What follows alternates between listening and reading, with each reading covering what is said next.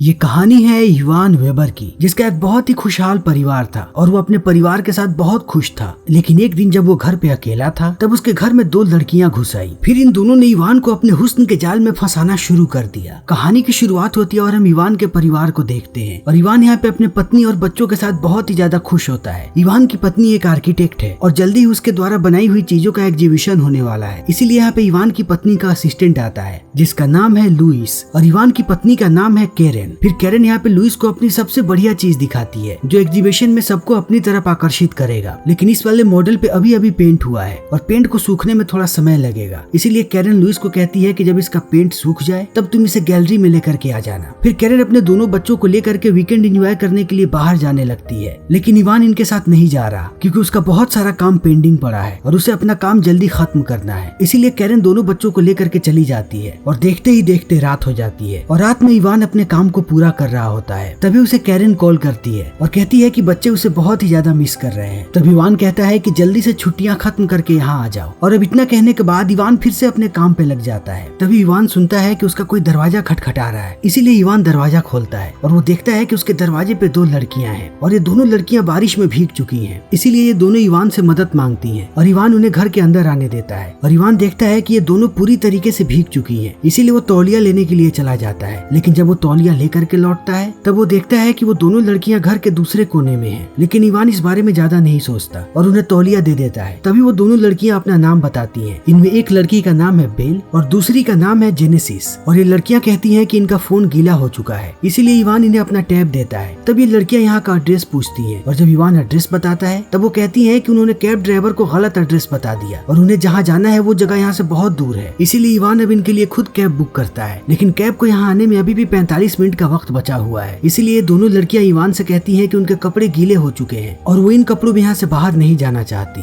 इसीलिए क्या वो अपने कपड़ों को इवान के यहाँ पे सुखा सकती हैं? और इवान कहता है कि हाँ। इसीलिए अब इवान इन्हें दूसरे कपड़े देता है और उनके कपड़ों को सूखने के लिए रख देता है और वो इनके लिए चाय भी बनाता है। तभी इवान को गाने की आवाज सुनाई पड़ती है और जैसे ही इवान हॉल की तरफ देखता है उसे पता लगता है कि ये लड़कियां उसके सिस्टम पे गाना चला रही हैं और वो इन गानों पे नाच भी रही हैं। फिर जैसे ही इवान इनके पास जाता है दोनों लड़कियां इसके कलेक्शन की तारीफ करने लगती हैं और कहती हैं कि इसके पास बेहतरीन म्यूजिक कलेक्शन है। और इवान बताता है कि वो पहले एक डीजे हुआ करता था। और इस बात को सुन के ये दोनों चौंक जाती हैं और वो इवान की उम्र पूछती हैं। तब इवान बताता है कि उसकी उम्र 40 के करीब है। तब ये दोनों लड़कियां और भी चौंक जाती हैं और कहती हैं कि वो अपने उम्र का आधा लगता है। और इतना कहने के बाद जेनेसिस इवान को छूने लगती है जिससे वो थोड़ा अनकंफर्टेबल होने लगता है। तभी इन दोनों की नजर पड़ती है इवान के पत्नी के तस्वीर पे और ये लोग उसकी पत्नी की तारीफ करने लगती है। तब इवान बताता है कि उसकी पत्नी दोनों बच्चों के साथ छुट्टियां मनाने गई हुई है। तभी इनकी नजर पड़ती है कैरेन द्वारा बनाई हुई चीजों पे और इवान इन्हें बताता है कि इन सारी चीजों को कैरेन ने बनाया है। और इतना कहने के बाद वो कैरेन के एग्जीबिशन का कैटलॉग दिखाने लगता है और ये दोनों लड़कियां बहुत ही रुचि लेकर के इस कैटलॉग को देखती हैं और कहती हैं कि तुम बहुत लकी हो कि तुम्हारे पास ऐसी पत्नी है। और इतना कहने के बाद ये दोनों लड़कियां इनके लव लाइफ के बारे में बात करने लगती हैं। लेकिन इस बारे में बात करने के लिए इवान बिल्कुल भी कंफर्टेबल नहीं होता है। तब ये लड़कियां हंसने लगती हैं और वो यहाँ पे सिर्फ इंटीमेट होने के बारे में बात करती हैं जिससे इवान थोड़ा सा अनकंफर्टेबल हो जाता है और वो अपने फोन को देखने लगता है। तब उसे पता लगता है कि कैब को आने में अभी भी 20 मिनट का वक्त बचा हुआ है। तभी जेनेसिस इवान से पूछती है कि वो शादी से पहले और कितने लड़कियों के साथ इंटीमेट हुआ था या फिर शादी के बाद वो कितनों के साथ इंटीमेट हुआ है। तब इवान कहता है कि जब आप किसी से सच्चा प्यार करते हैं तब एक ही आदमी आपकी पूरी जिंदगी के लिए काफी होता है। लेकिन इस बात से ये दोनों लड़कियां सहमत नहीं होती और वो इवान से कहती हैं कि ऐसा बिल्कुल भी नहीं है और मुझे पता है कि मेरे शादी के बाद मेरा पति और भी लड़कियों के साथ इंटीमेट होगा। इसीलिए इसका सिर्फ एक ही सॉल्यूशन है कि हम थ्रीसम करें और इसी से हमारा रिश्ता ज्यादा समय तक बचा रहेगा। लेकिन इन बातों को सुनने के बाद इवान थोड़ा सा और अनकंफर्टेबल हो जाता है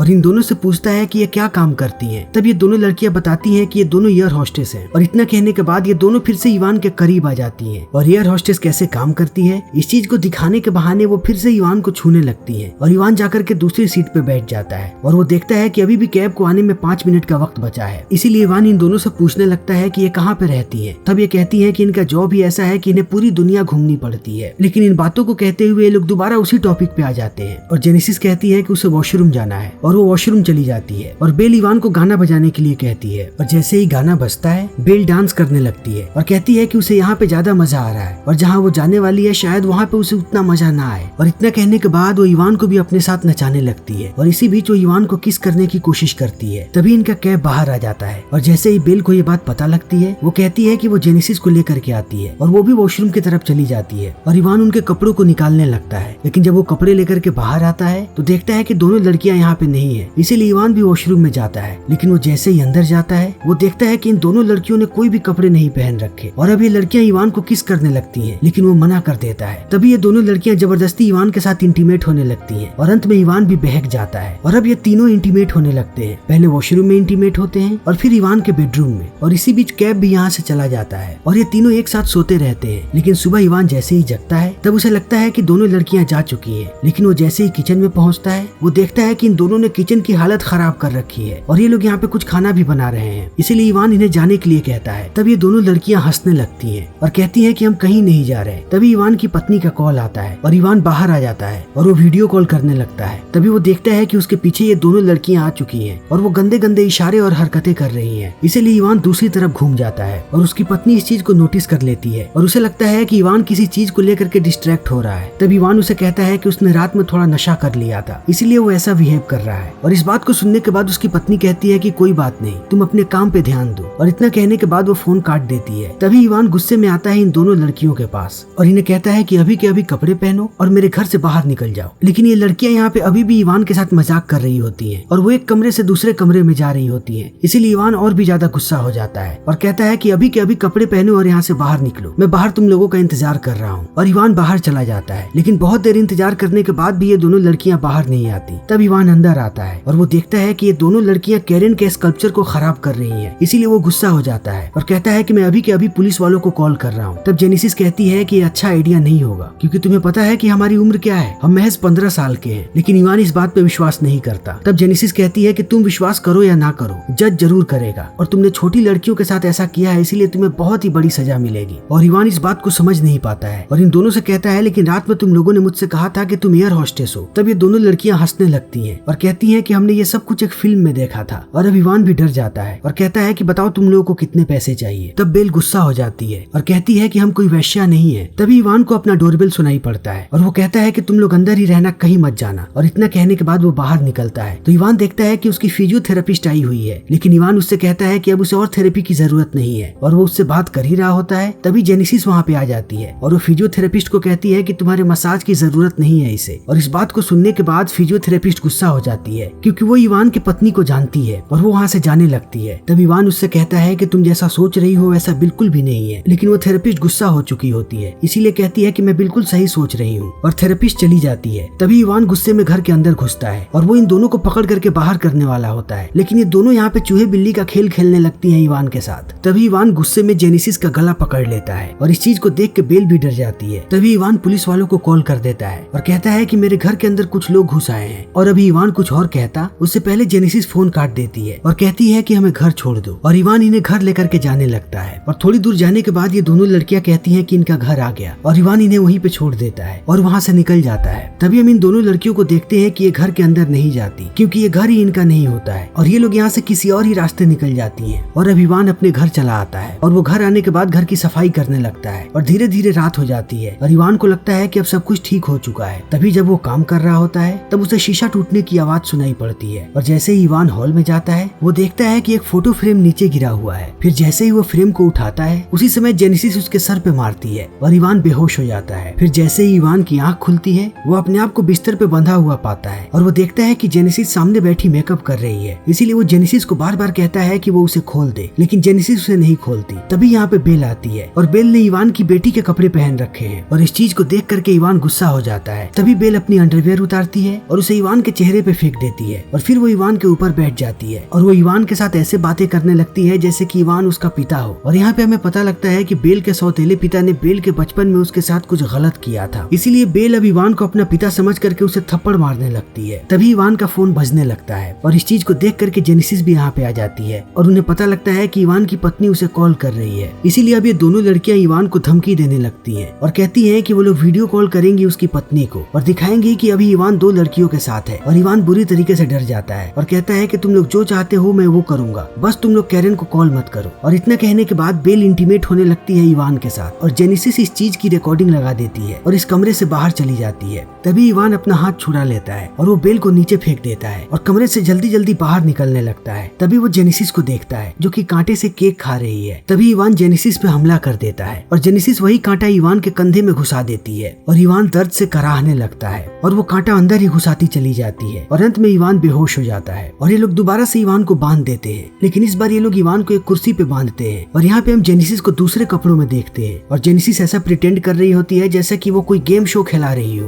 तभी यहाँ पे बेल भी आती है और अब ये लोग इवान के सर पे एक हेडफोन लगा देते हैं और कहते हैं कि इस गेम शो में तुम्हें हर एक सवाल का सही जवाब देना पड़ेगा और अगर तुमने सही जवाब नहीं दिया तो हम इस हेडफोन की आवाज तेज कर देंगे और जल्दी ही तुम बहरे होकर के मर जाओगे। और वो इवान से सवाल पूछना शुरू करते हैं, लेकिन इवान को ये सारी चीजें फालतू लगती हैं। तभी वो लड़कियां कहती हैं कि तुम गलत जवाब दे रहे हो और इतना कहने के बाद वो लोग हेडफोन की वॉल्यूम तेज कर देते हैं और इवान दर्द से कराहने लगता है और कहता है कि ठीक है मैं तुम लोगों की बात समझ गया। और अब ये लोग बार बार इवान से सवाल पूछते जाते हैं और इवान सवाल का जवाब देते जाता है, लेकिन अब इवान एक सवाल में फंस जाता है और ये लोग इवान को सजा देने ही वाले होते हैं। तभी इनका दरवाजा बजता है और हमें पता लगता है कि लुइस आया हुआ है दरवाजे पे। और अब इस चीज को देखते ही ये लोग इवान को एक बार फिर से ढक देते हैं और बेल उसे अलग कमरे में लेकर के चली जाती है। और जेनेसिस मिलती है लुइस से और उससे कहती है कि वो इवान की भतीजी है और लुइस अंदर आ जाता है। लेकिन लुइस जैसे ही स्कल्पचर के पास जाता है वो देखता है कि स्कल्पचर के ऊपर बहुत सारे गंदे गंदे निशान बना दिए गए हैं और इसलिए वो भड़क जाता है। तभी ये दोनों लड़कियां कहती हैं कि कोई घर के अंदर घुस आया था और उसी ने इस चीज की ऐसी हालत की है। लेकिन लुइस गुस्सा हो जाता है और कहता है कि मुझे पता है कि तुम दोनों ने ही ऐसा किया है। इसीलिए अब लुइस पुलिस वालों को कॉल करने लगता है। तभी जेनेसिस लुइस के करीब आती है और उसे सेड्यूस करने की कोशिश करने लगती है, लेकिन लुइस कहता है कि तुम्हारे ये पैंतरे मेरे ऊपर नहीं चलेंगे। तभी लुइस को इवान की आवाज सुनाई पड़ती है और लुइस पहुंचता है इवान के पास और वो देखता है कि इवान को बांध दिया गया है, इसीलिए वो इवान को खोलने लगता है और इवान कहता है कि दरवाजे को बंद कर दो। तभी लुइस देखता है कि वो लड़कियां उस स्कल्पचर को तोड़ रही हैं, इसीलिए लुइस इवान को छोड़ करके स्कल्पचर के पास जाने लगता है और इवान उसे बार बार रोकने की कोशिश करता है। लेकिन लुइस वहाँ पे पहुँचने के बाद उन लड़कियों को रोकने लगता है, लेकिन ये दोनों लड़कियां नहीं रुकती। तभी लुइस को अस्थमा का अटैक आ जाता है और वो अपनी जेब में इनहेलर को ढूंढने लगता है, लेकिन इनहेलर को इन लड़कियों ने पहले ही चुरा लिया होता है, इसीलिए अब लुइस की हालत खराब होने लगती है। और इसी बीच वो नीचे गिर जाता है और स्कल्पचर पे उसका सर टकरा जाता है और लुइस मरने लगता है। तभी इवान दूर से चिल्ला रहा होता है कि अभी के अभी एम्बुलेंस को बुलाओ, नहीं तो वो मर जाएगा। लेकिन ये दोनों लड़कियां एम्बुलेंस नहीं बुलाती और जल्दी ही लुइस अपना दम तोड़ देता है और इवान इन सारी चीजों को देख करके रोने लगता है कि इन लोगों ने लुइस को मार दिया। लेकिन इन लड़कियों को इस चीज से कोई फर्क नहीं पड़ता और अब वो लुइस के शरीर के ऊपर गीले पेपर्स रखने लगती है ताकि वो इसकी बॉडी को आसानी से ठिकाने लगा सके। और इसी समय ये लोग इवान के फोन से लुइस पे मैसेज भेजते हैं और लुइस के फोन से इवान को मैसेज भेजते हैं और इस बीच में ये दोनों गाली गलौज कर रहे होते हैं और एक दूसरे को मारने की धमकी दे रहे होते हैं। और ये लोग ऐसा इसलिए करते हैं ताकि लुइस के खून के इल्जाम में इवान जेल जाए। और फिर ये लोग लुइस के शरीर को इवान के गाड़ी में डाल देते हैं। इसी बीच इवान अपनी बंदूक तक पहुंचने की कोशिश कर रहा होता है क्योंकि उसने एक डब्बे में बंदूक छुपा रखा है, लेकिन इवान बंदूक तक नहीं पहुंच पाता। तभी ये लोग फिर से इस गेम शो को शुरू कर देते हैं और इस बार इवान गुस्सा हो जाता है और कहता है कि मैं एक अच्छा आदमी हूँ, मैं एक पारिवारिक आदमी हूँ, फिर भी तुम लोग मेरे साथ ऐसा क्यों कर रहे हो। और ये लड़कियां कहती हैं कि अगर तुम पारिवारिक आदमी होते तब तुम हमारे साथ ऐसा बिल्कुल भी नहीं करते और तुम हमारे साथ कभी भी नहीं सोते। तब इवान और भी ज्यादा गुस्सा हो जाता है और कहता है कि मैं एक अच्छा आदमी हूँ, मैंने तुम्हारी मदद करने की कोशिश की, तुम लोग आते के समय मेरे साथ चिपकने लगे, लेकिन मैं तुमसे दूर भागता रहा और अंत में तुम लोगों ने मुझे जकड़ लिया और मुझे विवश कर दिया कि मैं तुम्हारे साथ गलत करूँ। सब तुम्हारी गलती है, मेरी कोई भी गलती नहीं है। लेकिन ये लड़कियां इवान की एक भी बात नहीं सुनती